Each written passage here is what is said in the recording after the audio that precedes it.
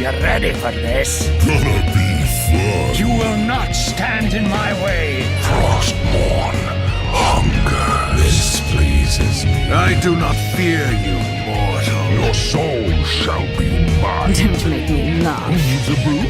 Oh, I do. Feel a shredding, baby. Let the battle begin.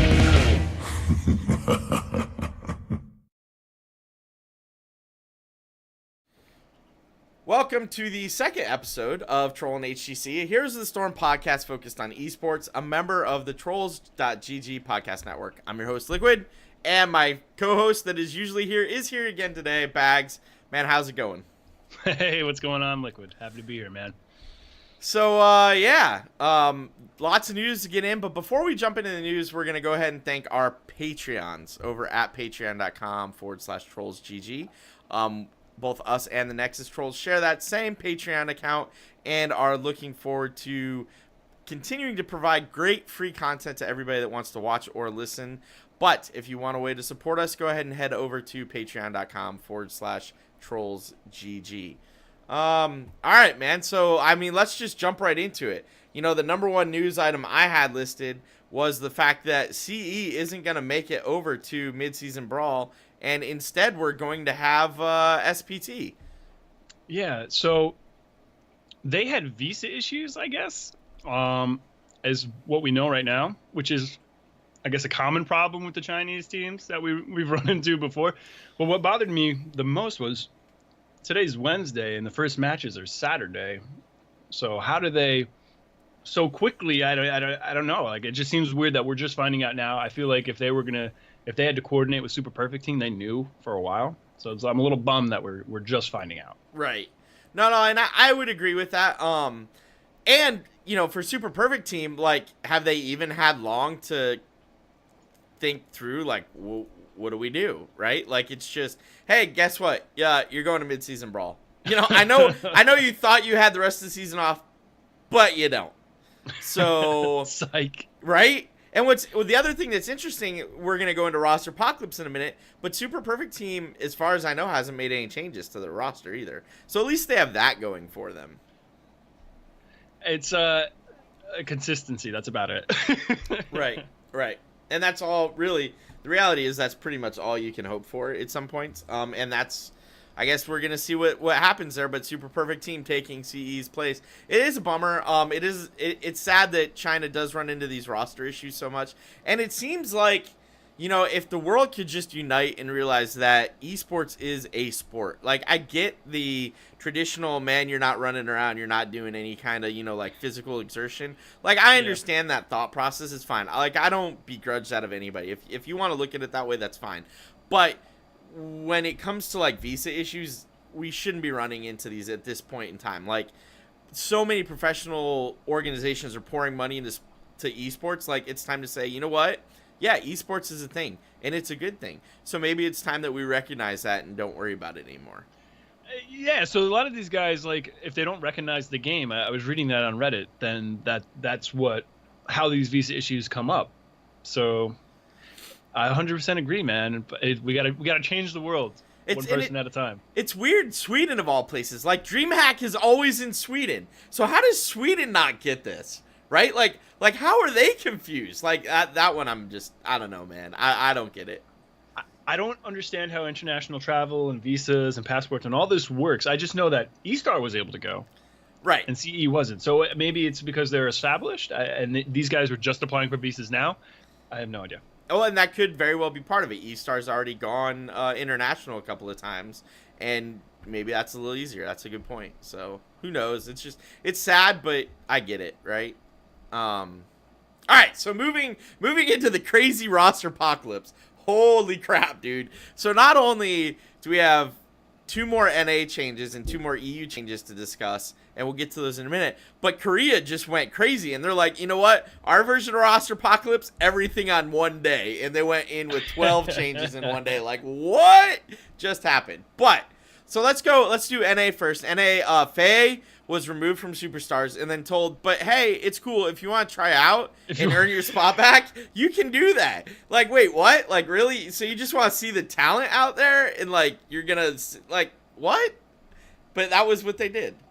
Like, it's depressing. I guess I don't really, I can't say, I just don't.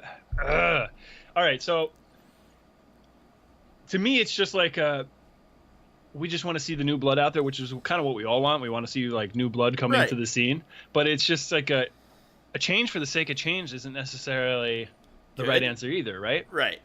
So I don't know. I don't necessarily agree with that one.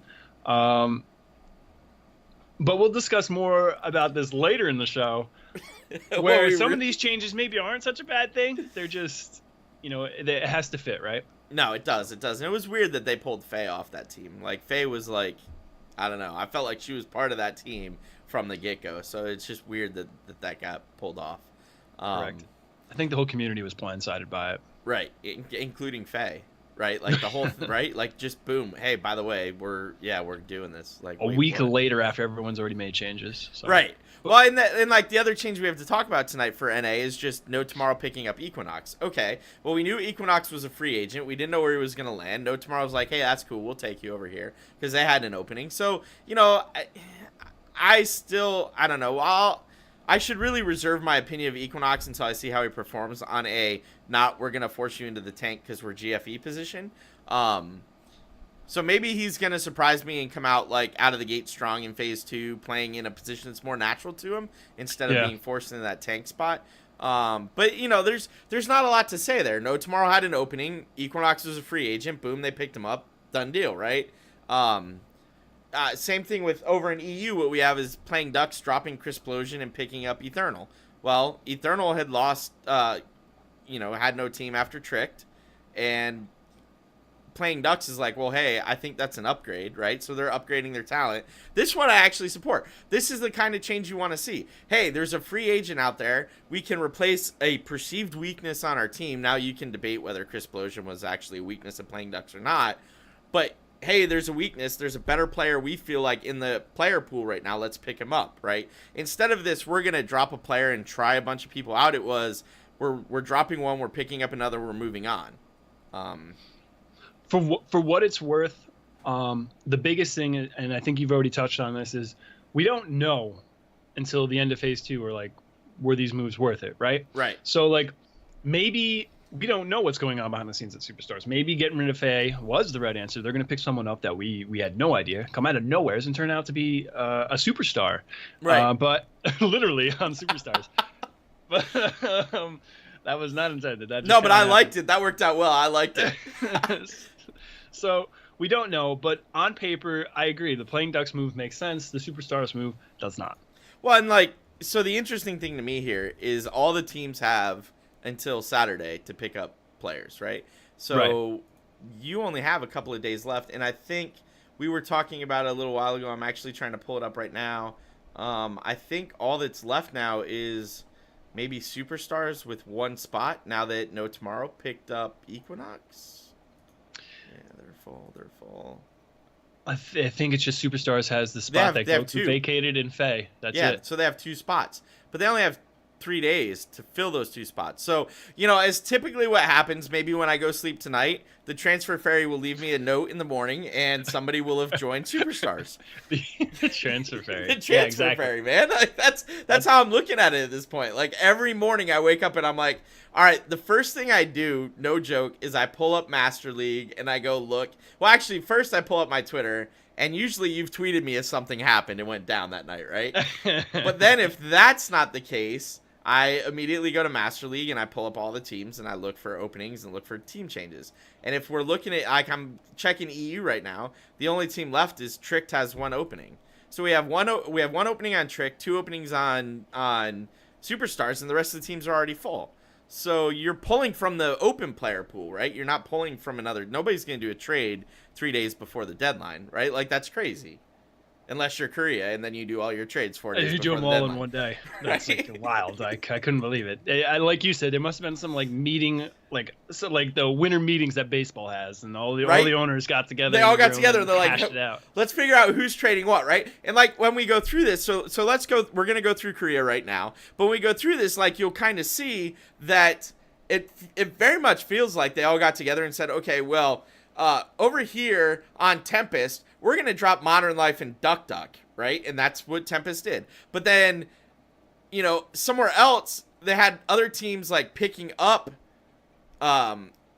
it was like, there were, like, weird, like, three-way trades going on. Like, it's crazy. So let's go through it. Let's just start right off at the top, and probably the biggest thing to me, and I made a big deal about this on the Nexus Trolls tonight.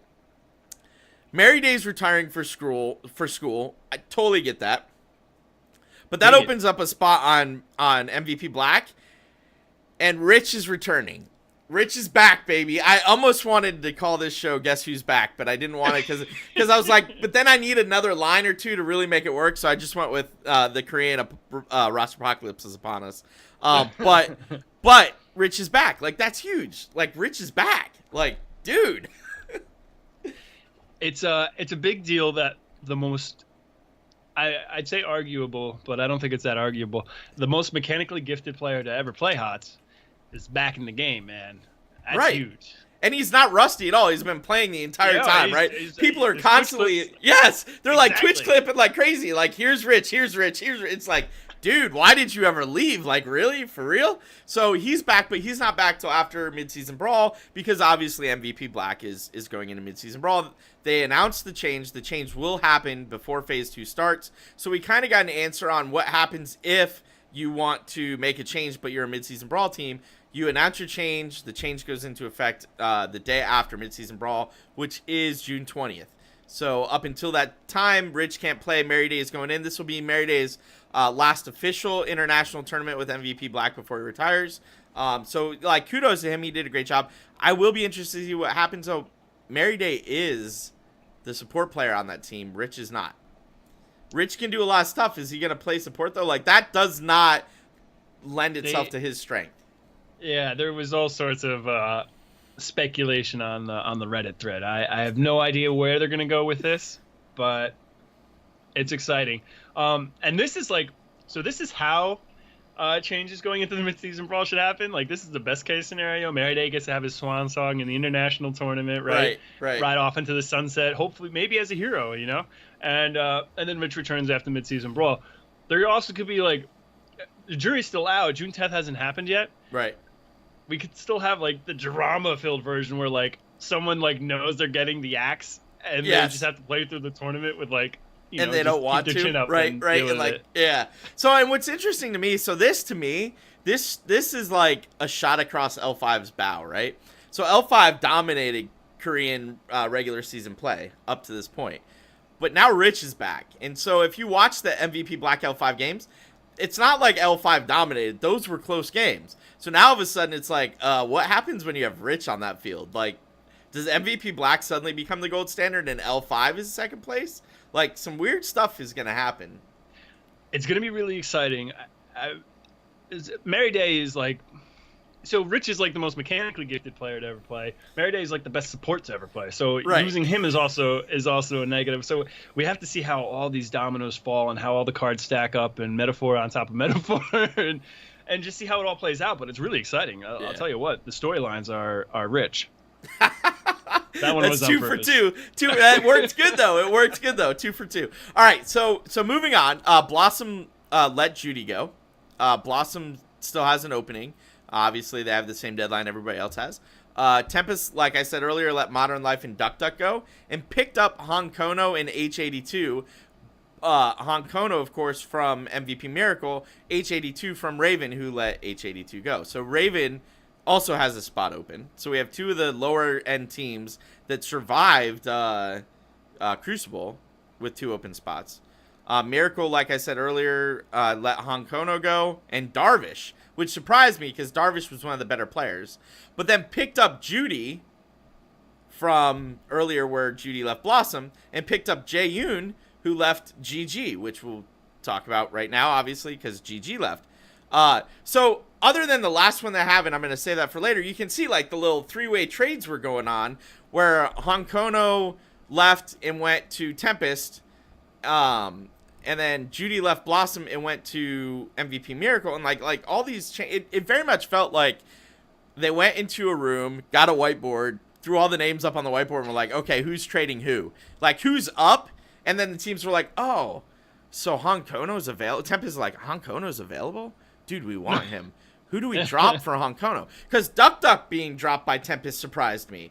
Duck Duck's in my fantasy league over on rosterpocalypse.com. Rosterpocalypse? Yeah. So now all of a sudden Duck Duck's off, and I'm like, shit, Duck Duck's gone. Now I got to rework my whole fantasy league for phase 2. How does that work? Does the entire fantasy season last from phase 1 to the end of phase 2, or is it No, just it was phase 1. It was time? phase at a time. So, oh man, so now I we'll gotta get to redo I gotta it. sign myself up for phase 2. Definitely sign up for phase 2. I'll tell you, there's 2 things going on. Totally off topic, guys, but if you follow Blizzard eSports as much as I do and Bahgz do, right?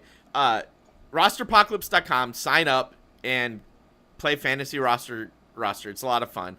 He does lag behind a little bit with Korea games, but NA and EU games are always, like, points are always rewarded right away. The other thing I would say is out on masterleague.net, if you go to challenges, he's got like a little betting system going where you pick what the scores are going to be. And then you get points awarded on those. So if you follow any of the Heroes esports scene, check both of those out. They're a lot of fun, like cool little things. Just, you know, I follow it religiously, and it's cool to be able to say, you know, it's just like fantasy football or anything else. So, yeah. Which I love. Side note. Well, see, there you go. That's another good reason. So, but something dropped today, which I thought was interesting. Swoy on Twitter said goodbye HGC, which indicates he's going to be leaving L5 at the end of midseason Brawl. And I was like, what? Because if he leaves, L5 is going to have to pick somebody up.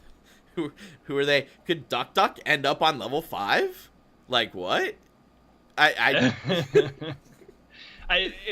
We won't know, I guess, until the deadline when these things have to be announced. But what? Or maybe not. Maybe he was just because it could have been like the other way you could take it is like maybe it's like a sarcastic thing, right? Because it was in response to what was it? Rich was saying hello HGC, right? And he said goodbye HGC, right? No, so it could be that. It could also be though. In the question I have, and I need to tweet see Steve and Milkfat about this. If a team loses somebody post midseason Brawl because they're retiring, are they allowed to replace that player? So if Swoy doesn't leave till after midseason Brawl, maybe they can still replace him anyway? It's hard to tell, right? I don't know what the rules say about that. What happens if a player just decides I'm going to leave, right? So it'll be interesting to see what happens there. My thinking, based on what we've seen, is if someone someone retires after the midseason Brawl, but it's after the date and they didn't get it in during the free agency period, I would think they'd have to take someone from like Open Division or something. They wouldn't be able to poach someone from the other. Right. They couldn't take another pro, but if any of the free agents are available, right? Does it have to be Open Division? I mean, Duck Duck could be without a team, anyone right? who is basically the pool of free agents would have to consist of anyone that's not on a current HGC roster. Right. So it'll be interesting to see what happens there.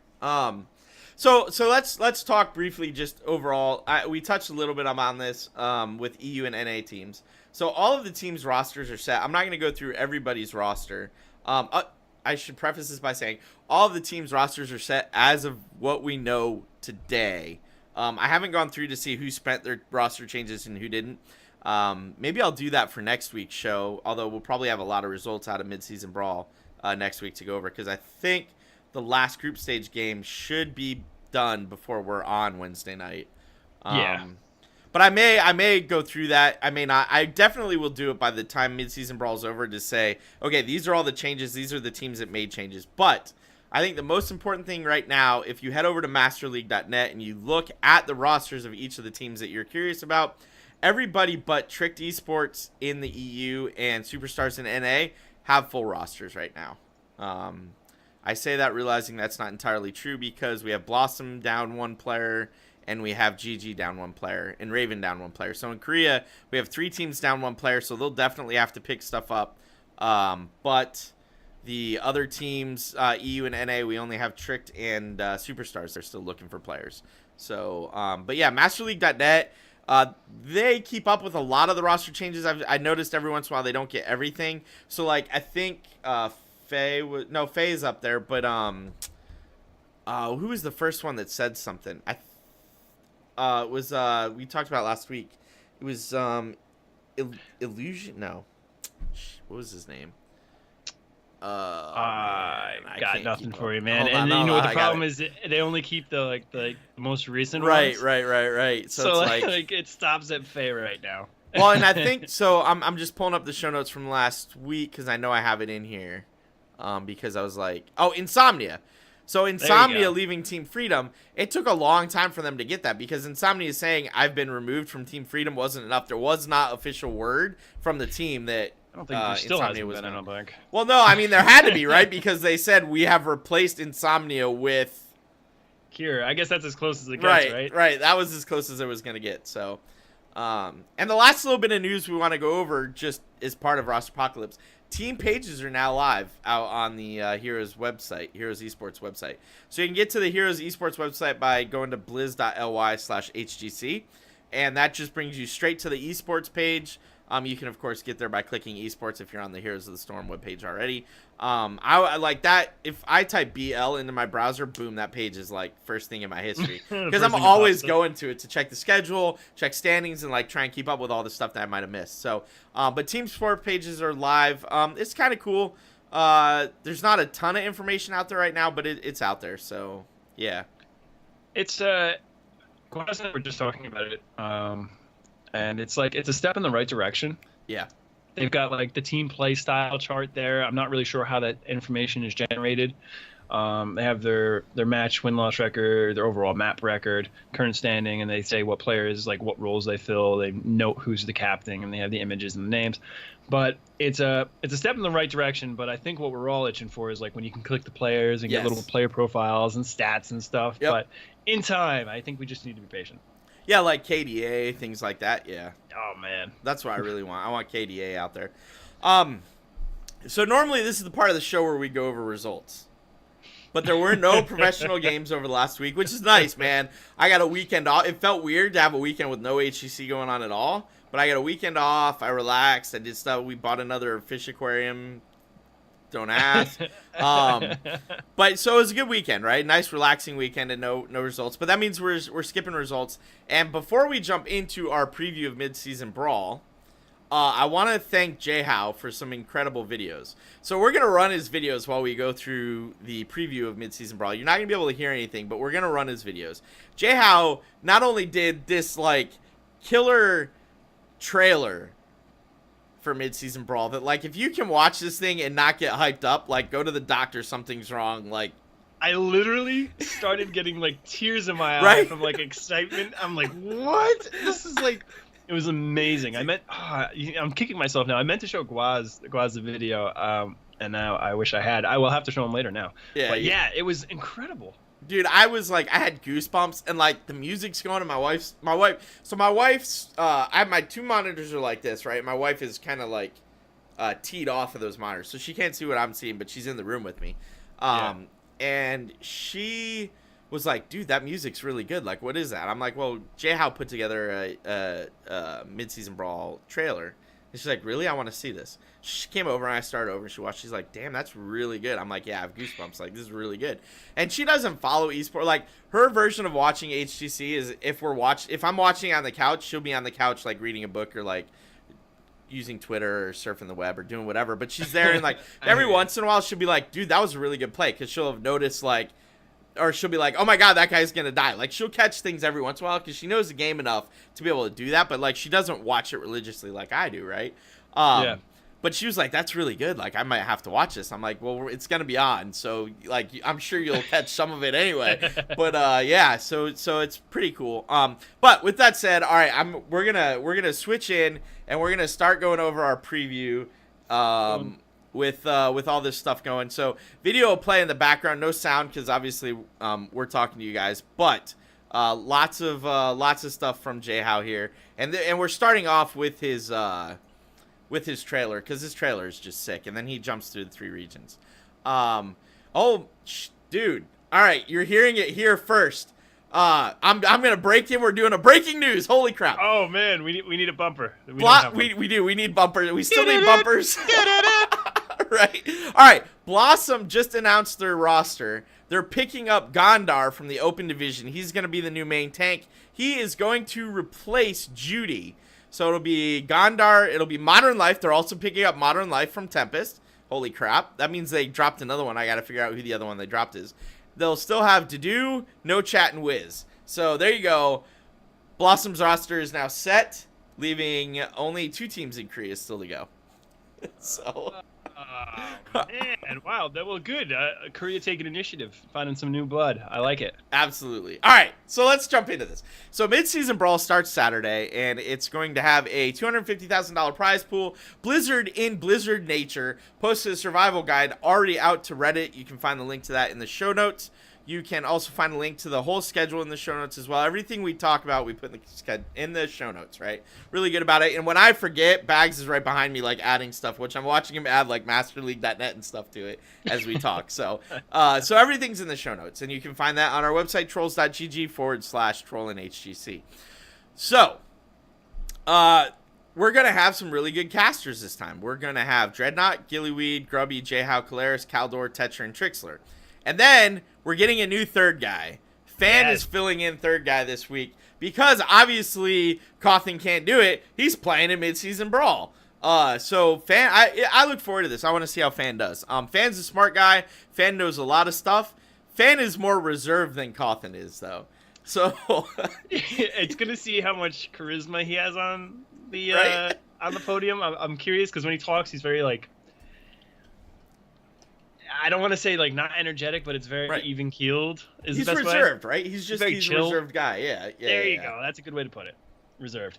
So, but it was really enlightening to have a current player on the desk, like, and just like when Dreadnought came to the desk for the very first time, you get that insight that you don't normally have there. Like the casters, like they cast scrims, they watch scrims, they're very into the scene. But it's like when you actually have a player and they're like, oh, that's what they were thinking there because they were literally just doing it a week ago. You know? So. No, I look forward to Fan being there. So group stage will run Saturday 6:10 through Wednesday 6:14. And it's 2 groups of 6 teams. There's a group A and a group B. Round robin, so everybody's going to play each other once, and there's 2 games. So instead of a best of 3, best of 5, whatever, it's just a 2-game series. You get a point for each map that you win. You get a bonus point if you win a 2-0. Top 2 teams go in the upper bracket. Number 3 and number 4 go into the lower bracket. And then we go into bracket play from Saturday, June 17th through Monday, June 19th. I'm a little bummed that it ends on Monday, June 19th, because it's like, dude, you know. Yeah. Some of us got jobs. Like the Super Bowl on a Monday during the day. Like, how are you gonna? I hear you, man. That doesn't work. I don't even know if I'm off that day. And I'm like, I'm on Twitter all day, so what am I gonna do? I'm gonna close Twitter? Like, I can't do that. So like, what? Like, hello, Blizzard, please, no more grand finals on Mondays, okay? Start on a Thursday instead of a Friday if you have to, or you know, like move it back. I agree. Right? All right. So, and maybe this has to do with they couldn't get the stage at DreamHack. Like, there's a lot of things that could have come up that could have caused this, right? That's a good point. A lot of logistical factors. DreamHack is not just a Heroes thing. It's actually probably in the minority there. Right. Exactly. There's a lot going on there at DreamHack. So. All right, so double elimination bracket. All matches are best of 5 with the exception of the grand finals, which will be a best of 7. The team that gets to the grand finals from the upper bracket gets a 1-game advantage in game 7, so that's good. Like, that needed to happen. Let's see, 5 and 6 seeds are obviously eliminated after the group stage. Right, Heroes All-Stars. Now, you tweeted out something interesting, and this is a good point that you made. It'll be interesting to see what if either Steve or MilkFat get back to you, but that All-Star game is happening 2 hours before the grand final. So if you're a grand finals player, are you really going to want to do that? Like, I wouldn't want to do that. Like, at that point, I'm just, like, last-minute prep, right? Like, we got to do the last-minute prep. Yeah, so Glaz and I just talked about this on the Weekly Blizz, and it's like, so there's no way they can be in it, the way I see it. Maybe they are, but like you said, last-minute prep. You're going over some last-minute stuff, or you have a routine maybe to get ready for a grand finals, you know? Right. I don't know, but there's prep getting done before you sit down on the stage and play your best of 7. Not to mention, if you play in those 3 matches, you're going right into the grand finals, which is a best of 7. If that's not a grind for a team that maybe you went through the upper bracket and you were trying to take advantage of the extra rest, I don't know. It's a lot of heroes. No, it absolutely is, right? And while I agree that most of these players can probably play that much Heroes, like, the question is, do you want to? Going into a grand final where everything's on the line, and this is, like, the biggest international tournament you're going to be in outside of BlizzCon, like, do you really want to put yourself through that? I wouldn't. I'd be like, nope. Hey, I'm happy to be an all-star. Thank you for that honor, but I'm going to go over here and rest because I have a best of 7 I have to win. Exactly. Right? So and unfortunately, Blizzard did not get back to me with an answer, so I got nothing for us. I'm going to go with the assumption that if a grand finals participant was voted in, then it would be giving to the runner-up as far as votes went. hopefully, that's a good point. Maybe that's what'll happen. So we can hope, right? Well, just for an example from football, I mean, I know they do the Pro Bowl like the week before the Super Bowl, and if you're in the Super Bowl, you just don't go to the Pro Bowl. That's how it works. Right, and I would expect kind of the similar thing here. So, all right, cool. So I had a couple of games to note. I don't know if you went through these and agree or disagree, but let's talk through these. So, first one up actually is MVP Black versus Roll20. I think they're going to come in as the underdogs and surprise some teams. I don't know. I look forward to that game. I think Roll20 can do some good things. So I like that we're opening up the tournament with a bang. Like that's a match that unfortunately I'll be at work, but I can't wait until when I get home to watch, catch the VOD. When I was going through all these matches and kind of like hashing out how I thought the points were gonna hem out. Yep. I see MVP Black 2-0ing Roll20 here, but it's not what my heart wants. And it was hard. And I was like, and I can easily see the scenario where they split 1-1. I don't see the scenario where Roll20 2-0s them. No. But, No. But in no planet does Roll20 2-0 MVP Black. No. No, sir. But I'm looking forward to it, and I'm glad that we're starting off the tournament with a bang. That's going to be a matchup that a lot of people want to see. Same day, we have Team Dignitas versus eStar, which I think will be another good game. So that is the later in the game day, huh? Yeah, 3:30 I see here. Yep. Now, so Diggs looked really good, and they have this history of like performing well in LANs. So I like, part of me is like, I expect and want big things from Dig, but I guess the group stage is gonna sway me the most here, and probably this will get us off to the right start if they can perform well against traditionally the best team from China. So I think Dig can do okay against eStar, but the next day, Dig's playing L5, and that's my game of note. The next day, that's the only game I have written down for June 11th. By the way, is Dig versus L5. L5's winning that 2-0. I'm like, I think Dig might, like, all right, look. Any given day, anything can happen, right? Like, we both know how this works. The reason you play the game is because anything can happen, right? But, man, I really, really believe that that's going to be a 2-0 L5 over Dig. I don't want it to be. I want it to be a 1-1. I want, like, every one of these games of note that I have in this show notes, and you guys can all check out the show notes later. I want them all to go 1-1. I hear you. What I have, I didn't write down the individual matchups. I'm just going off memory here when I looked at them on the HGC site. Is I see Dignitas splitting 1-1 with eStar, and I actually took them to split with L5. I could see it happen if they're playing lights out. I don't see him 2-0ing eStar. And I guess that's probably like the two sides of the coin with my like how I feel about Dig. It's like I don't know if they're the Eastern Clash team or if they're the team that sometimes struggles. Right. And there's a lot of factors involved. And if they can really, if they really can play on the good side of that coin, I can see them 2-0 in eStar and then splitting with L5. I guess what I did is I hedged my bet and I had them 1-1 eStar, 1-1 L5. So that's fair enough. I mean, it's going to be a good, regardless of what happens, that will be a good game. Even if L5 2-0s them, it's not going to be a 12-minute romp fest, right? It's going to be a good competitive. Game. Yeah. All right, so next day, we got two games that I really like. We got Fnatic versus Roll20. That is going to be the game that tells me what's going to happen in Group A. That's the prediction game right there. If Fnatic wins against Roll20, Fnatic gets second place in Group A. If Roll20 wins against Fnatic, Roll20 gets second place in Group A. Just that's the game right there. Yep. Go ahead. Go ahead. Sorry, I was gonna jump ahead of you. I think I know what you're gonna say next. So go ahead. No. Go ahead. I was just gonna say I don't I know you have strong faith in Roll20 coming out of Group A here, and I believe they're going to come out of Group A. But I think I had it written that I had them getting 2-0'd by Fnatic. I didn't see them on that level yet. All right, that's fair. That's fair. But here's so I have a reason why, right? So right. First of all, I have this weird like obsession with Glaurung. Like that dude is just like he sees the game. Like I'd love to see Glaurung play with some mechanical Korean players because he sees the game in a way that I don't think a lot of people see the game. So like ideas that he had, he's a lot like is it Bad Benny in EU, the mad scientist? Caldor always calls him mad scientist. ADRD. Yes. Yes. So he's Glaurung and ADRD are like cut from the same cloth. They see things that other people don't see, and sometimes they can use that, and sometimes they can't. Right. So, I feel like the other thing is if you watch all of Jhow's videos, and I trust Jhow, and part of that is his opinion kind of lines up with my opinion, right? So take that with a grain of salt, right? We all like to trust the people that agree with us. That's just human nature. Yep.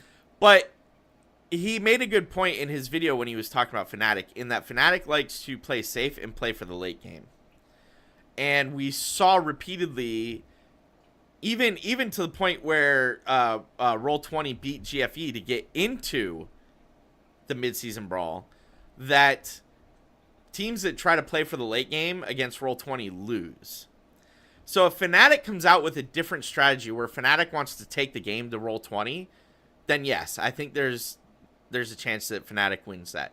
But if Fnatic tries to play the same passive late game against Roll20, Roll20 is going to roll them to a 2-0. So it all works there, right? It does. It worked perfectly because including the 2-0. So but that's why I think that, right? But historically, I have gotten behind teams that have not always performed as well as they should. I've felt that way. I kept feeling like B-Step was just about ready to turn the corner all through Phase 1, and they never turned that corner for me. But I always felt like they were almost there to turn that corner. They turned a corner. Yeah, they turned a corner into a wall. But yeah, so... All right, so moving down, we then have same day. We also have Tempo Storm versus E-Star. Now, this will be interesting to me. It'll be the first real look at how well is Tempo Storm going to do against a truly quality international opponent, and whether they're going to fall apart like they did previously, or whether they're going to step up and be like, yeah, you know those guys in Tempo Storm that used to not do so well at international events? Yeah, we're not them anymore. So I have, I remember this one because I was torn, and Tempo Storm and E-Star come relatively close together in points on my picks here. I have Tempo splitting it 1-1. Okay. And now Tempo, mind you, is the team that, like, at the most recent Gold Club, they came in last.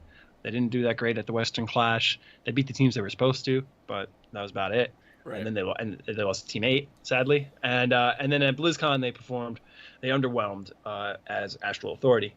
So I think, in my heart of hearts, I think Tempo is going to do better this time around. I don't see him 2-0ing E-Star here, but we'll see how this all breaks down. But I have a gut feeling that they're going to do better than any of the Chinese teams when it comes down to bracket play. Okay. So we'll see. We'll see. All right. So moving into June 13th, we have Fnatic versus MVP Black. That will be an awesome game to watch. But if Fnatic... That's the rematch, man. It is, but here's my problem with that. If Fnatic continues to play for the late game, MVP Black's going to do MVP Black style things and just win the game in 13 minutes. Like, you cannot... If you can't go against, I'm going to play the late game against Roll20, you really can't do it against MVP Black or L5. Because if you do that to either of those teams, they'll pick an early game comp and just, you're done. You're 2-0'd before you even got out of the gates. So...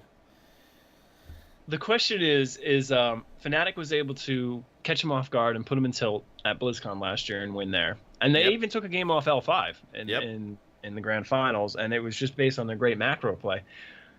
The question is if they can fool me twice, I guess. Fool me once, shame Right. on me. Fool me once, shame on you. Fool me twice, shame on me. Yeah. And right. is it going to be, shame on the Korean teams or not? And that's what we're going to find out. I'm excited. This is going to be the rematch, man. It's gonna be a great one. And the reason I think it's gonna go MVP Black's way, MVP Black has had a full season of playing L5, like consistently 4 points, right? Not scrims, but 4 points in matches that matter, which is going to help them be stronger against someone like Fnatic. So it'll be interesting to see what happens there for sure. It's definitely one of the ones I'm really looking forward to. I mean, there's a lot of games, right? And I think I have like 8-9 games on this list. There are a ton of games every day. I am so excited. It's gonna I be can't amazing. wait. I have to work this weekend. I do not know how I'm going to catch up on the VODs before Wednesday. There's games going so on. many all games.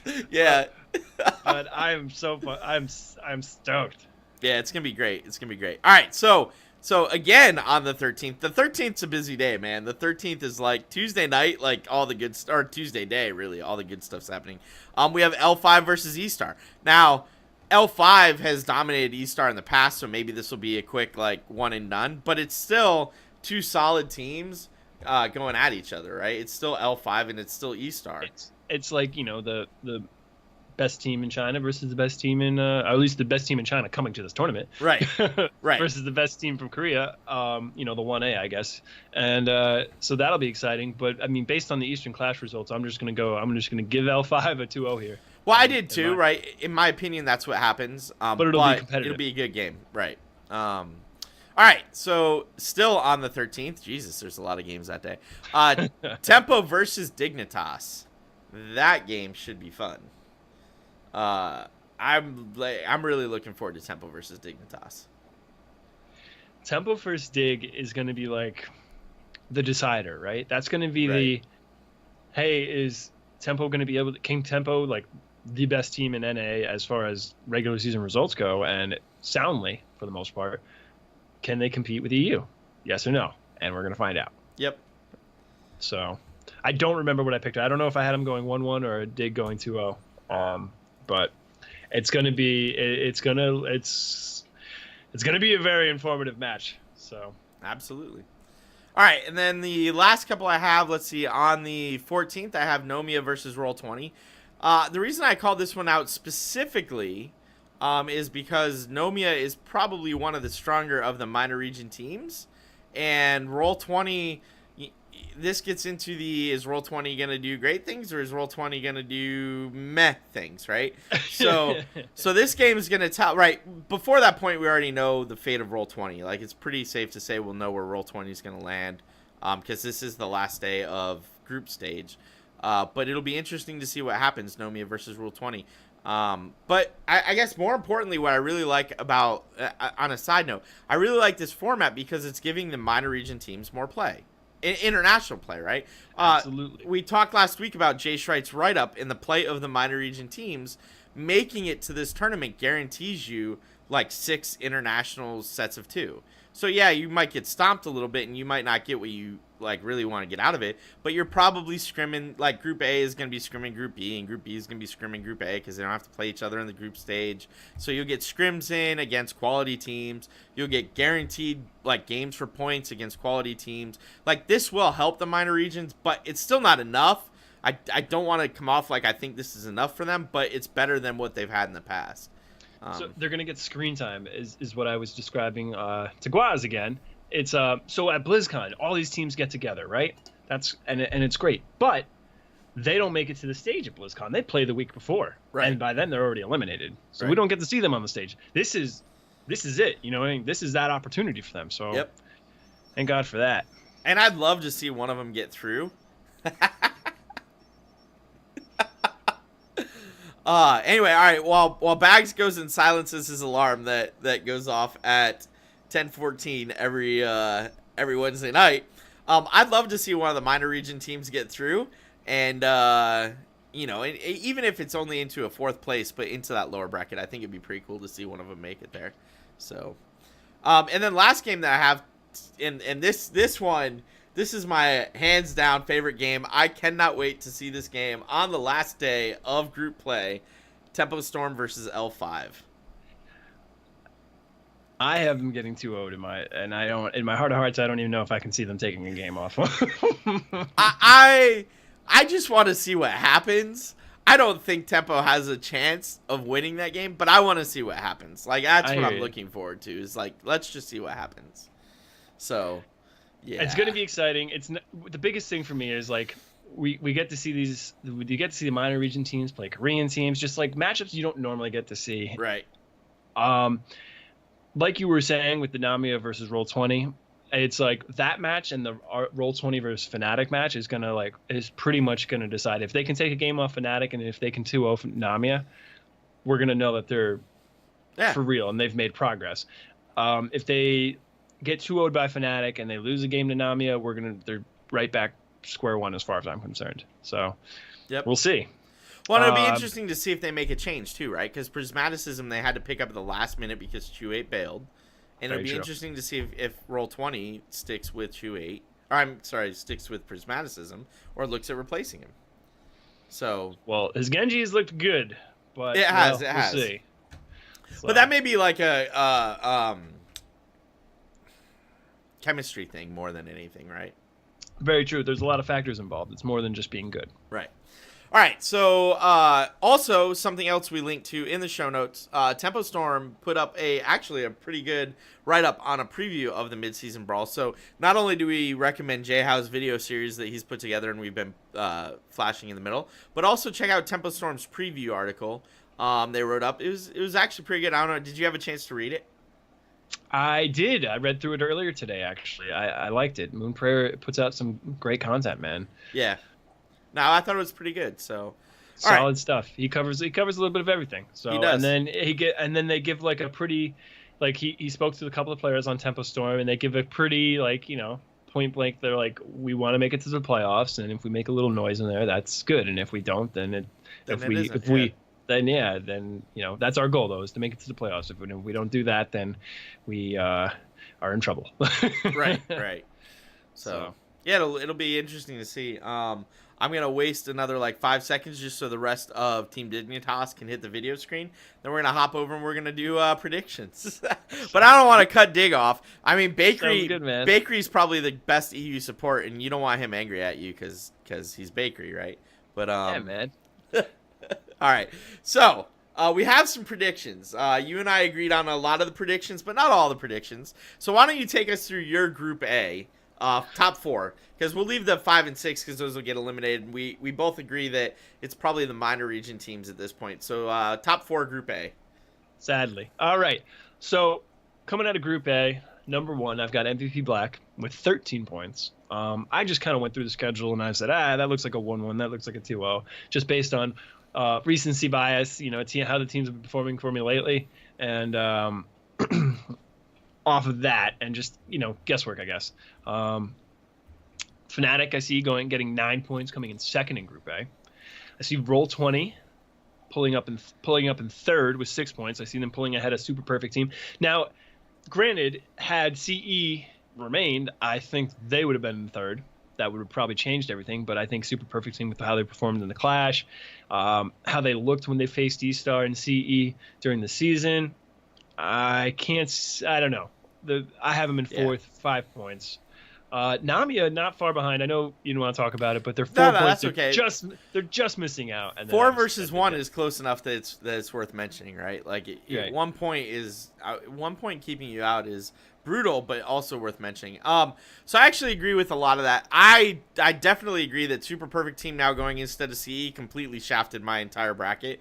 In fact, I need to go back out to Master League tonight and go fix those games, because they would have replaced all the CE games already, and I already have my scores in. So I need to fix that. But I do agree, MVP Black 100%, they're going through in place 1. Now, I wasn't quite as methodical because I didn't have time today to do that. So I'm just going to give you guys my places. I love what Bahgz did, and I'm going to have to probably go back through and do that again maybe later. But definitely MVP Black in first place. I actually think Roll20 has the chance to upset Fnatic and take second place. That's probably, I think, the only place you and I disagree. Actually, it is I think Roll20 disrupt Fnatic and get that second place spot. We'll see what happens. This may be a little bit. That would be amazing, right? If that happened, I honestly I would be ecstatic. I think it's a little bit too much of wishful thinking on my part. I don't know that that's actually possibly going to happen, but I got my boy Glaurong's going to carry that team to victory, and I think they're going to end up in second place. Fnatic in third, obviously. I think that'll be close. Roll20 Fnatic, I think, is going to be a close race. I want to go over Super Perfect Team Namiya because I think that's an important one to talk about. I feel like that's going to be very close. And not to take anything away from Super Perfect Team. They're playing in China, which is definitely harder, a harder region to compete in than ANZ, where Namiya is from. And for what it's worth, they did finish in first. They just had a terrible map record, and that dropped them down to third. Right. And that's a good point. But I honestly feel like Namiya has a chance. It's slight. Like, I mean, we're talking like 1 in 1,000 kind of chance. But there's a chance that Namiya could get through into the lower bracket, which would be amazing. Right? Like, out of the 4 minor region teams, Namiya is the one with the best chance to make it into a place. So, all right, let's do Group B. Go. So I have L5 dominating. They're going to be in first with 14 points. I think they're just missing out on the perfect record of 16 points because I think I'm splitting with Dig. Then Dig in second place with 9 points. eStar close behind in third in group stage with 8 points. Tempo Storm coming in, bringing up the rear for the lower bracket with 6 points. And, Soul Torturers and Red Cannons at the bottom there. I don't see how Tempo Storm could perform better, so I have them knocked down there. Right. I don't necessarily believe that Dig is on like Fnatic's level when Fnatic's on their A game, and I know we know through previous tournaments that Fnatic, when they're on their A game, can compete with the Korean teams. We haven't seen that from Dig yet. Word on the street is that the EU teams, this is their opportunity. The Korean teams look weaker, and this is an opportunity to win a tournament. We won't know that for sure until the group stage is over. Wait, hold on. What Korean teams look weaker, man? Listen, I'm just telling you. I'm telling you what I've seen on the internet. No, that's fair. Is people are saying, and I don't necessarily agree, but I think my points back it up. But the word on the street out there is that the Korean teams don't look as dominant as they did in 2016. Now, I can't really back that up. I think that there is still a gap there. I think that maybe EU definitely looks better than they ever have. Oh, absolutely. And again, Fnatic on their A game can compete, but I don't necessarily know if Dig can. So I have them. Go ahead. So I have them. 5 points behind L5. I don't see it. I don't think they're going to get as many 2-0s to get those bonus points. Right. And eStar is going to be right on their heels because eStar's not a bad team either. I mean, they took MVP Black in the Eastern Clash to 5 games. So, right. So first of all, I agree with your picks. I want to just throw that out there right now. I think the 2 places where there's a chance of some flip-flop from what you have and what might happen, eStar Dig and Tempo Storm eStar. Right? Those are like 2, 3, 4 are the 3 that could kind of move around a little bit just because of what's like L5. No, like anybody that says Korea looks weaker now, I'm sorry. L5 and MVP Black are both going to dominate the group stage. 100%. Like they're just going to do it, right? Unless one of them gets food poisoning and can't play, and they're playing 4v5, L5 and MVP Black are going to dominate the group stage. I'm sorry. I love all of the regions, but Korean overlords are here and they're here to stay, at least for this year. So, the other thing I was going to point out is Dig eStar, that could go either way, right? I definitely think Fnatic is stronger than Dig.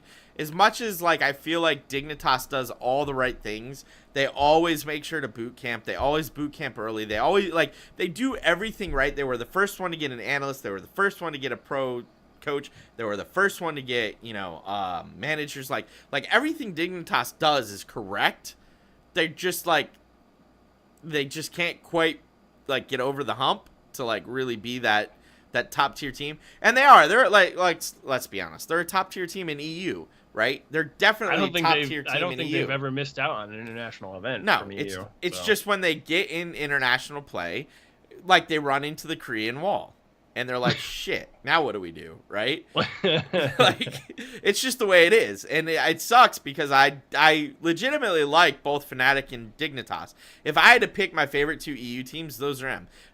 You know, Team LiQuiuD, as much as I like Hasuobs because he can pull off a bald look, it makes me feel better about myself. And being an older guy but into this, right? Like I feel better about myself because of that, but they're just not as good as Dignitas and Fnatic. They're just not, right? So yeah, in Tempo Storm, I think they just got shafted. Group B is a harder group to be in, and so Tempo Storm, like, this is the advantage Roll20 has being in Group A, right? Because in Group A, you know, they might surprise Fnatic, or they'll definitely surprise SBT, in my opinion. So, you know, because CE is not there, Roll20 immediately has it. Right. Now Roll20 has an easier path to bracket play than Tempo Storm does. So you could have made the argument it was the other way around, but news tonight just changed everything. And we can't forget that Soul Torturers was 3 of the guys who were on Please Buff Arthas, which is the team that made noise in the previous BlizzCon. Yes. So there's always the opportunity for them to come in and just mess everything up. No, absolutely, right. I'm not saying they make the playoffs, but they take maps off people that, you know, and it just and now all of a sudden, now the points are different, right? And so third becomes second, and second becomes fourth because, it absolutely can happen. So cool. All right. Let's jump into amateur updates as I watch my Twitter stream talking about Heroes Hype right now. All right, so right off the top, I don't know if you saw this tweet or not, but EU Open Division signups are open like now for Phase 2, which means next week NA signups should open up, which is awesome. That means they're gearing up to get ready to start it, which means we'll also have... So this is an interesting thing that I've been trying to figure out, and this is kind of a tangent, kind of not. We're doing a Phase 2 Open Division, right? Which means we're going to have a Phase 2 Crucible. Because what's the point to an Open Division tournament if you're not going to have a Crucible at the end of it, right? So does that mean there won't be... So if you remember at the end of 2015... No, I'm sorry. At the end of 2016 and even early 2017, there was a series of qualifier tournaments to get into HGC. And they took, like, the winner... It was either number 1 or number 2 automatically qualified for HGC.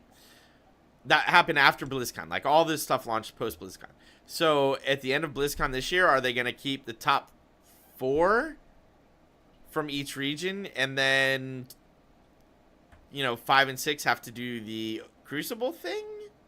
Or what are they, like, why is there a Phase 2 Open Division when I had assumed they were just going to reset and say, all right, number 1 and number 2 seeds, you guys are in per region. Everybody else has to requalify. As I understood it, and I could be wrong, and I don't have the Heroes site up right now, but as I understood it, it's going to just run the same as Phase 1 did, and they kind of just treat it as an entirely new season. Okay. And the top 6 teams will stay in, and the bottom 2, 7 and 8, will have to duke it out in the Crucible for the following spring. Okay. All right. I understood it. That would be a cool way to do it, right? I would definitely prefer that, but we also still have the unanswered question of, well, the teams that made it in through the Crucible, what kind of points are they at? Like, what is their standing? Did the standings reset for Phase 2? Did the standings stay the same for Phase 2? And we just don't know what you assume that person's points. That's a shitty spot to start from. So, Guaz and I talked about this too, and I'm not 100% sure, and I don't think they've been clear about this on the website. They call it, because they say phase, they're calling it Phase 1 and Phase 2. I'm just like, in my head, for this to make sense to me, I'm treating this as they're completely separate seasons. Right. See, this is Mid-Season Brawl is the culmination of Season 1 right now, and we're going to go into Season 2, and BlizzCon will be the culmination of that. Right. And they completely reset the points going into this next phase. That's what I assume too, right? But then what's the advantage to being, number 1? Like, do you start off in the number 1 seed and then you just have to earn your points? Or is everybody really number 8, right? And winners move up and losers stay where they are. But then the other thing that makes it so difficult, all of the rule sets that are currently published all say Phase 1. There are no rule sets currently on Blizzard's website anywhere that say Phase 2. So there's no telling what's going to happen with the open divisions because it's all up through Phase 1. They all end at Mid-Season Brawl and cover what you have to do with Mid-Season Brawl and the trade window, which closes on Saturday. So, all right, we totally tangented off from amateur to that, though. but it matters, right? Because if you're It an does. amateur team, you want to get in, you got to know what you're getting into, right? We gotta get the word out, man. Right. So, all right. So Heroes Lounge, which is the EU version, kind of the EU version of Chair League. It's like if you took Chair League and Heroes But it's Hype like on and you had a steroids, right? baby, right? Like that's what you Yeah. get out of Heroes Lounge. It's a little different. It's not quite the same, but playoffs are running for Season 3 right now. The link to it in our show notes if you want to go check it out. Check it out. Definitely, if you're an EU player, like hit up Heroes Lounge because it's a good group of guys over there running great tournament. Chair League. The NA version. The NA version, right? The OG for That's true. amateur leagues, right? Like he was first. I remember because I've been in it since Season 1. Season 5, he has a beta version of the site that the rules committee can get into and we can look at. It looks pretty cool. There's some really slick stuff on it that he's working on right now for the changes he's got coming. So that should be soon. He did say in Discord, by the way, I'm referring to is Super Jhow, the founder of Chair League and the guy that does all the coding for it, did say that he has a date in mind for Season 5, but has not announced it yet, but that should be coming out soon too. So I'm looking forward to that. We me and my buddies we have a little team that we throw together once in a while for events. Played in the Gathering Storm tournament this past weekend and got raffle stomped, but we did win a map, and we're looking forward to getting back into Chair League, something we did in Season 1, but we have abstained from for Season 2, 3, and 4. So yeah. Pumped. It's Waiting fun, for that man. new site to roll out. It's man. fun. We're gonna because of the way he's doing it, where he's gonna do one league per night. So like you can be on a Monday night league, a Wednesday night league, a Friday night league, or however you want to do it. I'm getting a bunch of friends that we used to play together, and they didn't want to put the commitment in, and I did at the time. I now, between the podcast and all the other stuff I try to do, I really don't have time to like play 5 nights a week just to be ready to be real competitive. Yeah. Which is fine. Like I support teams that want to do that. I know I can't. We're just gonna play one night a week together. We're gonna pick like Monday night when it's not a raid night because some of them are WoW players. And Yeah, we can that's what we run into. Yeah. So, but with the one night a week, you can say I'm only doing Monday, right? Most raiding guilds don't raid Monday unless they're doing like a cleanup raid, which you can be out for typically. So we're probably gonna do Monday night because that'll be the night where we don't have to worry about it. But that opens up the rest of the week for podcasting, casting games. So I'm looking forward to that. But. So that's Chair League. Bloodlust Amateur qualifiers are currently running. Link to the current standings sitting in our show notes. Did Bob Ross Can Flub win again this past week? They did. I wrote it down wrong. I saw it's Rob Boss, yeah. Rob Boss. So it's so hard, and the casters kept joking about it, how the team just must hate casters because, God, I don't know how you'd say that right. Right. They won again. They defeated Team Much Love, smiley face, 2-1 in the finals. Who was a lot more competitive this week, but there's probably a reason for that. There was the team, instead of having BBJ from Looking for More, instead of having Arthalon, they were absent this week. No Pincante either. They had Urho and Insomnia were on the team again, but they also picked up Yuge, Zix, and L. So Zix, former pro, Yuge of UTA and formerly Team Blaze, I believe. Yep. And we're on the team this week. They won again, but it was really competitive. The team they faced in the semifinals was placeholder name, which is Shot's current team. Yep. Which with Dark Chimera, Trap Queen, Draded, and Deadly Ice.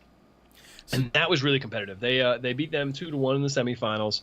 They went down like a sheet of paper in the first one, but in this case they came back in the second match, and it was really good. And the Deadly Ice, he played Artanis and he played Genji, and the guy I had never heard of was like had Inverum saying, is this the best Genji in NA like right now? And it was legit because the dude was making plays. It was outstanding. Yeah. I don't want to jump into that kind of hyperbole, but because he was, he's not playing top tier talent either. Right. A little easier to make plays, but dude looked good. Great swaps on Artanis. Stand out. Cool. Didn't make it to the finals. My MVP for the entire tournament though. So I will say interesting thought, since you mentioned placeholder name, they're actually playing in Heroes Hype right now, and they've moved on. They've won the last 2 games, and they're moving on. So Shinobi, one of the people I follow, is managing them and is tweeting about them as she is eating her dinner of beer and tacos. So yeah, they have won their last 2 matches in Heroes Hype, and they're moving on, looking to make a run at that too. So making noise, right? Like, they're definitely looking to do something, which actually feeds into the last amateur thing we were going to talk about, which is Heroes Hype week 78 running right now. So check them out too. You don't have to check them out now if you want to watch us keep talking, but definitely check out Heroes Hype too. Those are good guys too. The Heroes Hype guys do a Wednesday night tournament every week. This is their 78th tournament, which is pretty impressive. So what's that, like a year and a half now they've been doing that? So yeah. So good stuff. That's the NA amateur scene right there at the upper echelon. There's a lot going on there, man. There's a lot going on there. And it's fun to watch that stuff, right? Because like ultimately that stuff feeds Open Division, which then feeds HGC. So it's like the NA's got a lot going on. The EU does grassroots too. esports, yeah, right. It's grassroots esports. It's hopefully more of those quality players kind of bubble up and make their way up there, man. That's what we need to hope for. No, absolutely. So that the Crucible's a little more competitive. Well, you don't want to just have 2 teams that just like dominate the whole thing. No, I agree. And look, I like even before Open Division, there was a lot of this grassroots stuff going on, right? You had Chair League, you had Heroes Hype, you had Heroes Lounge, like Bloodlust. Solid Jake did Bloodlust last year, where there were amateur qualifiers. Lots of other things. I used to cast for Helix Gamers League. They also do, well, they don't anymore, but they used to do Heroes of the Storm tournaments. Like, there's a lot of good, solid amateur tournaments running out there, which is good. Like, to me, that just shows the health of the community as a whole, which makes me happy, right? Like, I'm happy to be part of a community that's working that hard to have, like, amateurs and professionals have somewhere to refine their craft. So. Agreed, man. So if you got a team of friends, there's opportunities out there. Put the work in. You might be surprised with the results. Absolutely. All right, so let's jump into our discussion, which we were gonna go over. All right. Wait, we're getting a question from Twitter chat or Twitch chat right now. Rich is not gonna play in mid-season Brawl. He can't play for MVP Black until after mid-season Brawl happens. Correct. Yeah, Mary Day will be in there. Whoever and who he won't be retiring until after mid-season Brawl. Yeah, Mary Day. So Mary Day stays, plays through mid-season Brawl, and Rich starts after mid-season Brawl with MVP Black. All right, Rosterpocalypse. Good, bad. We're gonna focus on NA because we're both from NA. I think we're both most familiar with the changes that have gone on in NA, but. There's a couple of good things. I just want to touch on the 3 links we have in our show notes before we actually go through these. So, Team LiQuiuD said enough is enough with the Rosterpocalypse changes, and they posted a nice article. We linked to that. Trent Esports, which this man continues to put out quality content. If you're not following Trent Esports on Twitter, you should be doing so. If not, keep taking them from our show notes, because I think every week both weeks now we've talked about one of his articles, and we'll probably continue to do so because he seems to write them on Tuesday, which lets us read them Tuesday and talk about them on Wednesday, which works out great for me. Dude's good, man. He used to write for Riot, and it shows. He knows what he's talking about. He absolutely does. He absolutely does. And finally, a message that Bahgz picked out on Twitter or on Reddit that he liked, which I actually think captures the essence of what's going on here, right? So like this, I think, is probably the best, and that is I'm actually gonna like cliff notes this for you guys because I think this is important. In fact, I'm just gonna take the top line. Tons of real sports teams go through massive general and core changes when things aren't working. Period. Like you can just stop like right there, right? Because so there's a lot of people that are like, oh my god, Rosterpocalypse, NA, bad, blah blah blah, right? Like we call it Rosterpocalypse because there's a lot of changes, but like it's not bad. Like things needed to change, right? I questioned some of the things that changed and whether or not that was an upgrade, but things obviously needed to change. I think a great way or a great example of this is the morning after. So Korea dropped all their changes yesterday, right? That was yesterday. I think they dropped them all, or this morning. The little combination. All right. So Korea dropped all their changes. Korea dropped all their changes, and King All at Caffeine. once. King Caffeine goes, what? Korea makes a bunch of changes. Nobody says anything. I didn't see that, but that's so right. Right? So, but it's on like, point. dude, Korea made a bunch of changes, but they did things the right way, right? So, like, my offense to what's going on in Rosterpocalypse is not the Rosterpocalypse. It's not even the changes. Like, if this is what you think your team needs to do to be successful, more power to you. At least you're trying to change. At least you recognize there's a problem and you're trying to change it, right? My problem is the way these things are being handled. Like, my specific problem is that Faye being told, hey, you know what? We're going to let you go, but you can try out again. If she's good enough to try out again, she's good enough to keep and not go through this. Or telling Insomnia, hey, we voted and we voted you off the island. Like, it's not... Right, it's not how it works. No.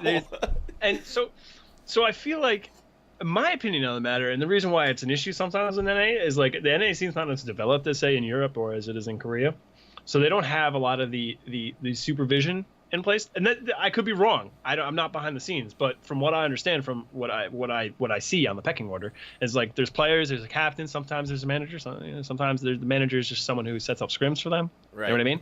They don't have an analyst, they don't have a coach, they don't have someone that like literally sees the team from an outside perspective, or like they have owners of the orgs, but how much do the owners know? They just know what people are telling them, right? Right. So I feel like there's not really like someone who has there's not always someone in a position. Long story short, what I'm saying is the players are making the decisions, and so if like three players, like, you know, three's more than two, like they're like, all right, well, let's get rid of this guy, it's not working. Right. But like maybe they don't know, maybe they're just not seeing it from the right perspective. I don't know. It's so I don't think that there's enough. I don't know what's the right word. I can't think of it right now. There's enough authority, I guess, there for that. Well, that's what I struggle with. That right there, what you just described, is exactly what I'm talking about, right? There's no manager to say, I'm the impartial third party, here's the problem, right? B-Step. B-Step is a great example of this. Hey, King Caffeine and K1 Pro are a package deal. They're going over GFE. Now, they're not really... We don't know that they were a package deal, so take that with a grain of salt. But the way it went down appears that King Caffeine and K1 Pro knew what was going to happen with GFE, wanted to make the move, said they were a package deal. APM was retiring, and they're like, you know what? B-Step's just gone. And so now, sure, iDream found a place, but like... But Max left in the dark, man. Right. And it's like... it looks bad on the stability for the scene, too. Yes! So... That, and like... part of that was, like, they didn't have an org, I feel like. Yes. So there's a lot more money when you're getting paid by an org than when you're getting paid the bare bone salary from, you know, Blizzard. So I'm sure the stability there was certainly a factor involved as far as them jumping ship, on top of them not performing to the way they wanted to. It's just, yeah, they need. So it's almost like a chicken and egg thing, right? So like, is the Rosterpocalypse that happens in NA like a thing because we don't have enough infrastructure, or is there not enough infrastructure because the state that NA HOTS is in? You know, I don't know. So like that now that's a great question. So let's take that a step deep first. Well, I have 2 points I want to make. I'm going to make the first one quick. Blizzard should step in at this point and say, you know what? We recognize that you don't have a manager. If you want your guaranteed salary, you need to hire a manager, period. End of story. You need to find someone to manage your team. It can't be a player. It needs to be a independent person managing your team to kind of help with some of that stability.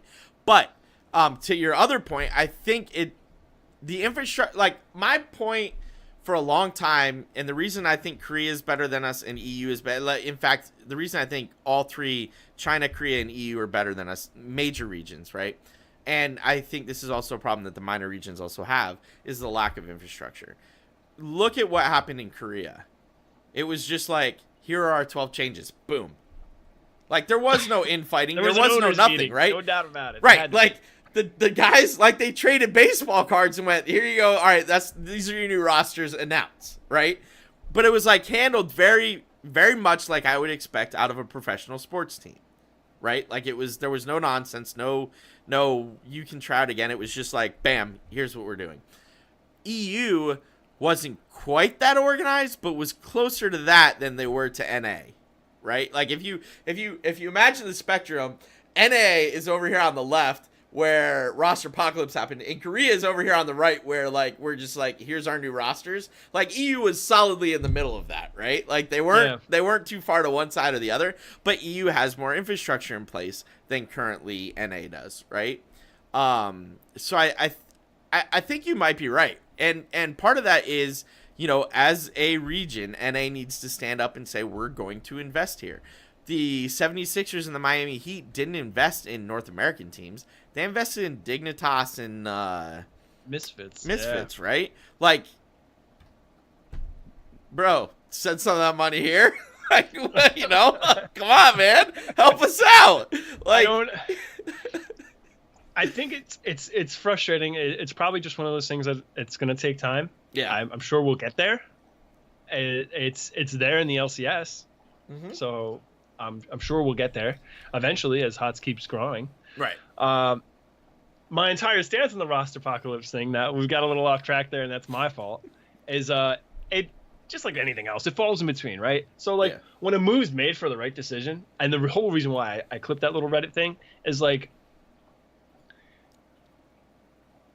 when you have goals as a team, like, hey, we want to be here and we feel like this is a weakness, there are situations where things are working and you can keep it together and you can try and improve. But if it's an obvious thing that you it's just like a 2 + 2 = 4, man. If we don't have a tank that's, you know, up to snuff. In GFE's case, you get rid of the guy that's not making it, you know, that's not getting it done. And nothing against Equinox, he was out of his role. Right. He's a melee assassin. He's not a tank. That has been determined, and you fix it. You get a tank. So I think in GFE's case, it was a good move. There are situations where, like, with superstars, it's up in the air right now, but it doesn't look like it was like the right move. So when it's over petty stuff like ego, and I don't like that either. That's wrong, and that's why NA is a meme with Rosterpocalypse. You know what I mean? Right. Fury. Exactly, man. Right. Come on. And that's an example of what not to do, and, and why you should.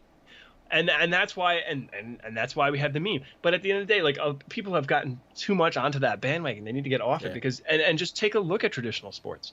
You know, players make huge changes every off season. Yep. I mean, and there was let me see if I can pull it up real quick. The second guy says, like, but do teams have to change 40% of their roster? I feel like normally it's only 10%. Literally the next comment brought up the NBA Finals finalists last year, the Golden State Warriors, who are up 2-0 right now on the Cavs basketball. But anyways, they lost last year, and literally they swapped out 7/15 of their roster, including 2/5 of their starting lineup. Right. Because they didn't win. They needed to take it to the next level so they could win. Right. Which so while I agree with you that that's how things should be handled, I want to go back. Like, so I think GFE is a prime example of this. Like, GFE has both what you should and what you shouldn't do all wrapped up into one. Okay. Yes, letting Equinox go, 100% the right decision. Even Equinox knew he was not the right fit for the tank player there. Fine. Don't disagree with that. Let Equinox go. Dude, Crowan's out there looking for a team. Crowan didn't want to leave GFE. Crowan was a good fit for GFE, but now you get into the rumor where, well, to get King Caffeine, you have to take K1 Pro. Well, shit, now what do we do? Well, we let Crowan go. Was that, like, dude, really? Like... So, you and guys on the same side of the table as that one, that you think I might be too, it probably wasn't necessary. I don't know if there's any, like, validity to the rumor that they were a package deal. Right. Trent in his article says he seems to think not, and that K1 brings something different to the table than Crowan. I mean, we'll see if K1 can't find that, like, literally like the best range DPS in the West, that form that he had in 2015. If he can't recapture that, then we'll see. In retrospect, it'll be a terrible move, because Crowan is an amazingly Ming. Right. So we'll see. I don't think it was necessary outside of they were a package deal, so I can't really justify it either. But I think that's just a wash, and that King Cap's going to be an upgrade anyways. That I agree with. Caffeine's an upgrade. But whether Caffeine was the best tank available in free agent market, that's a different story. I guess, yeah. I mean, he's got a small. There's no argument that he's got a small hero pool, and Right. We'll see what he brings to the table. You're not wrong. Who do you think would you? I don't know, man. That there's not like I'm looking at it right now. And there's. I mean, Urho ended up being available, but I don't know if he would have been an upgrade. Well, either. but see, that was the He would have problem, been an upgrade right? over Equinox, but I don't know if he's an upgrade over Calf. That was the problem, right? Like the way. That's why I like the Korea style. So they did it all at once, right? Yeah. So you knew it was. So you available. knew it was available. You know, you as a and again, it comes back to this. Korea does it right. They went into a room and said, "These are the people we're thinking of cutting." Each team wrote up, "These are the people I'm thinking of cutting." Right, and we don't know that this is how it happens, but it makes sense that this is how it happens. We've got a theory, right? Wrote the names up on the board. These are the people we're looking to move into free agency. Boom. Who wants what, right? And then it becomes a discussion. I'll give you this for that, right? Like just like you see everywhere else. NFL owners talk to each other and know who the free agents are going to be and who the NFL team's willing to trade, right? Yep. That's how it works. In NA though, we're just like not part of its infrastructure. We're not communicating together, right? And that's what's killing us. So, well, the dream is still alive. I'm hoping that come next season, a lot of these teams will be picked up by orgs, and we'll start.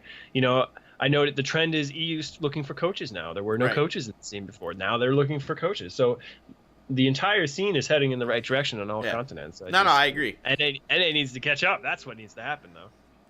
All right, I rush you down just to answer that. Goku has not found a spot from Superstars yet. I think he's still he's played. He played. Who did he play with? Didn't he just play in? I thought he just played in a tournament somewhere. If he played in Bloodlust, I missed it. I did. I forgot to mention Crone played last night. He was all over the place. So he played tank, bruiser, support. He played on Much Love with Oddish actually. Right. Right. Yeah, Goku's still a free agent, so he's still looking for a team. He is showing as a. That's another one that doesn't make sense. He was clearly the best player on Superstars in Phase 1 too. Well, and you getting rid of Goku and Faye, like what the.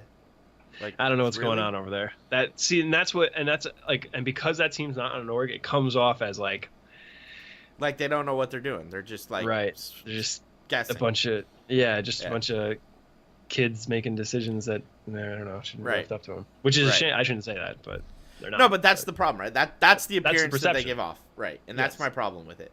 But that's why we need Blizzard to. Maybe it is Blizzard's place to step in and say, "Hey, we're about to give you guys a shitload of money. Like, get an org, and if you're not going to get an org, at least hire a third-party manager, right?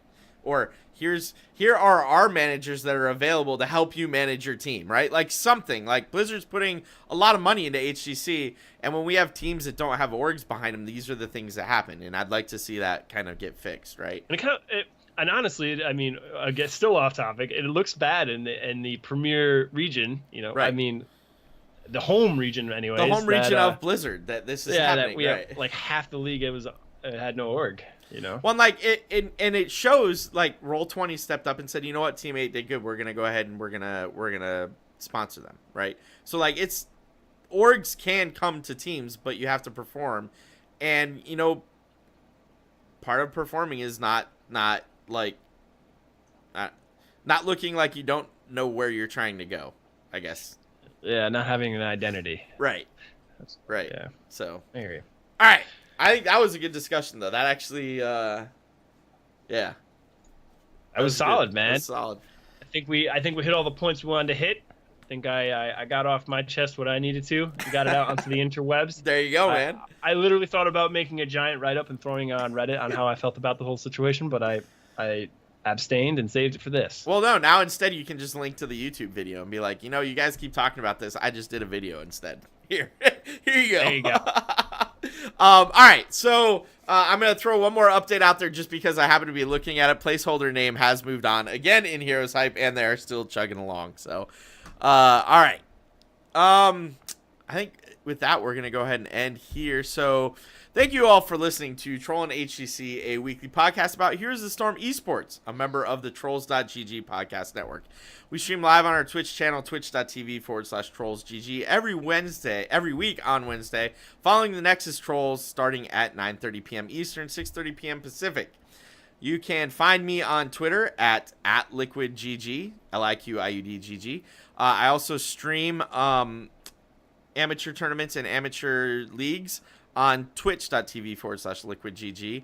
That is obviously on hiatus right now because both of those things I normally stream are down, but that will be starting up soon. You can also find me on the Nexus Trolls. We stream the Nexus Trolls on this channel at 7:30 p.m. Eastern on Wednesday nights. So, Bahgz, where can people find you? They can follow me on the Twitters where I retweet a lot of esports stuff on kind of all Blizzard topics. At powerup_Bahgz. You can watch me stream irregularly on twitch.tv/Bahgz. And I also do another podcast called The Weekly Blizz. I have a link to it in the show notes or to our SoundCloud page. We don't record live, unfortunately, but that covers all Blizzard esports. I do it with my good buddy Guaz, and we do that once a week. So if you liked what you heard here, you can give that a listen, and you might catch some Overwatch, Hearthstone, or WoW Arena news that you didn't know about. Yeah, I can say I've been on the Weekly Blizz, and it's a great show. Guaz is a good guy, and you guys keep me up to date on things that are not Heroes related, because I tend to consume all the Heroes esports, but that leaves me no time for even like WoW Arena, which I also enjoy. So yeah, thank you for that. All right, so also thank you to all of our Patreon supporters. If you like the show and you're looking for a way to support us, you can do so at patreon.com/TrollsGG. Subscribe to our show on not iTunes yet because we're still waiting for approval, but we are on Google Play, Stitcher, TuneIn, and SoundCloud. Links for those are all on trolls.gg/Trollin HGC. You can find those there. Visit our website at www.trolls.gg to watch this and past shows, along with past video streams, which can also be found on our YouTube channel. And here's the storm. If you want to hang out with us, just type join /join Trolls GG into chat, and you'll join the channel where not only do Bahgz and I hang out, but so do the Nexus Troll guys, Mystic and Daz, as well as a lot of our listeners and viewers. For announcements about this show and general Heroes of the Storm esports news, follow us on Twitter at TrollinHGC. Finally, if you need to get in touch with us, hit us up on Twitter at TrollinHGC or email us trollin@trolls.gg.